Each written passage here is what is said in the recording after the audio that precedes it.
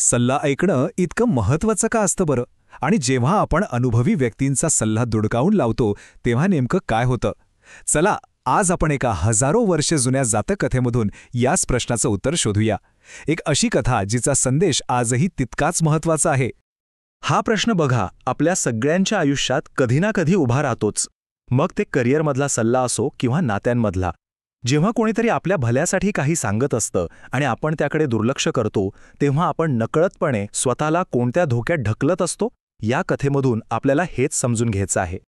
तर या कथेची सुरुवात होते एका अगदी अनपेक्षित ठिकाणी, म्हणजे थेट बुद्धांच्या उपस्थितीत जेतवनामध्ये. तिथे एक समस्या निर्माण झाली होती. त्यांच्या अनुयायांपैकी एक भिक्खू इतका हट्टी होता की तो कुणाचाच सल्ला ऐकायला तयार नव्हता, आणि त्याच्या या वागण्यामुळे संघाच्या शिस्तीवर परिणाम होत होता. आणि बुद्धना या समस्येकडे अजिबात दुर्लक्ष करत नाहीत. ते थेट त्या भिक्खूला बोलावतात आणि विचारतात, हे खरं आहे का की तू कोणाचंच ऐकत नाहीस?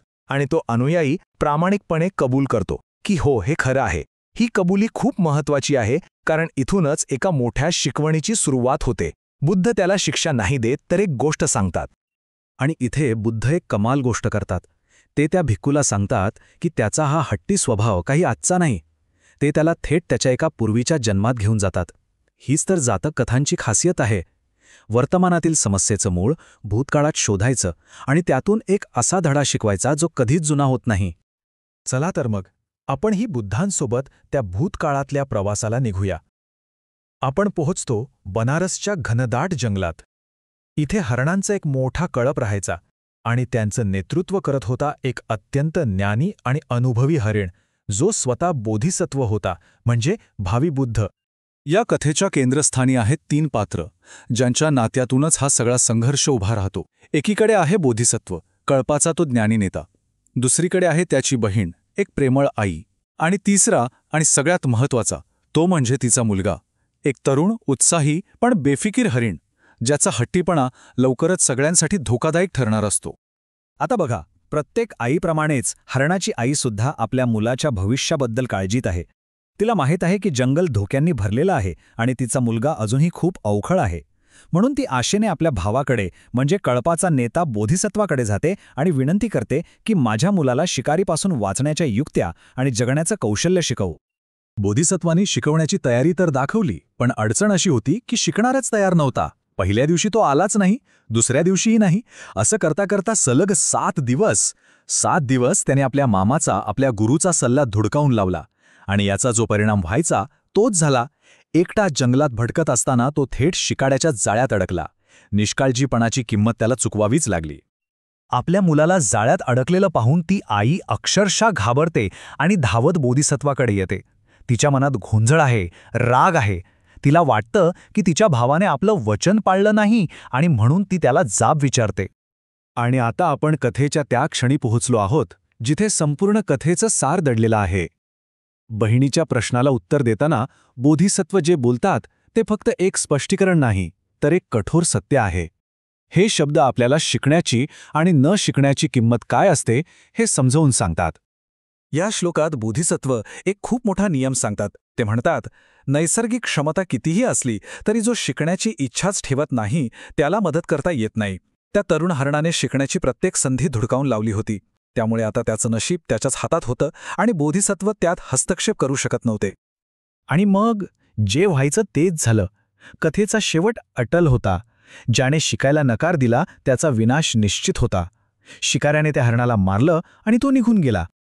ही गोष्ट इथेच संपते, पण खरी शिकवण तर आता सुरू होते.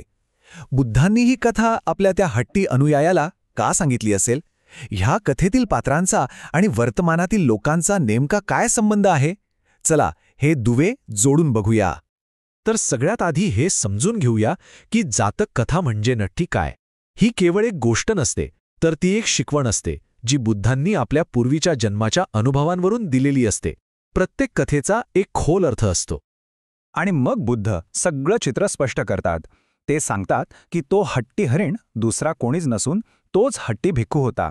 त्याची काळजी करणारी आई म्हणजे त्या काळातली एक प्रमुख भिक्खुणी उपलवन्ना होती. आणि तो ज्ञानी हरिण, तो बोधिसत्व, ते स्वतः बुद्ध होते. विचार करा, त्या क्षणी त्या भिक्खूला आपल्या चुकीची तीव्रता किती जाणवली असेल. ही कथा फक्त त्या एका भिक्खूसाठी नव्हती. तिचा संदेश कालातीत आहे आणि तो थेट आपल्या सगळ्यांना लागू होतो. चला तर मग पाहूया या गोष्टीतून आपण आजच्या जीवनासाठी कोणते महत्त्वाचे धडे घेऊ शकतो. या गोष्टीतून मिळणारा पहिला आणि सगळ्यात मोठा धडा म्हणजे ज्ञान दिलं जाऊ शकतं, पण ते स्वीकारण्याची तयारी असावी लागते. प्रतिभा किंवा संधी मिळणं पुरेसं नाही. जर शिकायलाच तयार नसेल तर जगातला सर्वोत्तम गुरूसुद्धा काही करू शकत नाही. स्वतःच्याच हट्टीपणामुळे विनाश ओढवून घेतला जातो. आणि तो 7 आकडा तो खूप महत्त्वाचा आहे. ही काही एक वेळची चूक नव्हती. त्या तरुण हरणाला तब्बल 7 संधी मिळाल्या होत्या. 7 दिवस तो आपलं नशीब बदलू शकला असता, पण त्याने प्रत्येक वेळी नकार दिला. विचार करण्यासारखी गोष्ट आहे की आपल्या आयुष्यात आपण किती संधी अशाच धुडकावून लावतो. आणि शेवटी हाच प्रश्न उरतो जो आपण स्वतःला विचारायला हवा.